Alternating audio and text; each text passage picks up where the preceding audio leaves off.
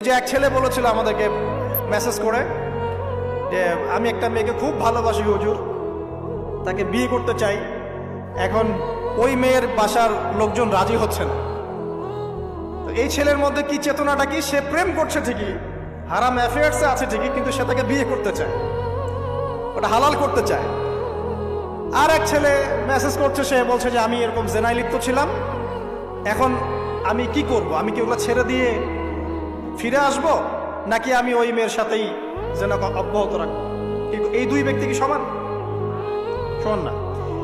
এটাই বোঝাচ্ছি আপনাদেরকে। দেখুন, চার শ্রেণীর মানুষের কথা নবীজি বলেছেন। এক শ্রেণী হচ্ছে সেই ব্যক্তি যে নিজে সুদ খায়। কারা কারা খাই? এবার হাত উঠান, কারা কারা খান? আলহামদুলিল্লাহ। দ্বিতীয় শ্রেণী যারা খায় না কিন্তু মানুষকে দেয়। আচ্ছা। তিন নাম্বার, খায়ও না দেয়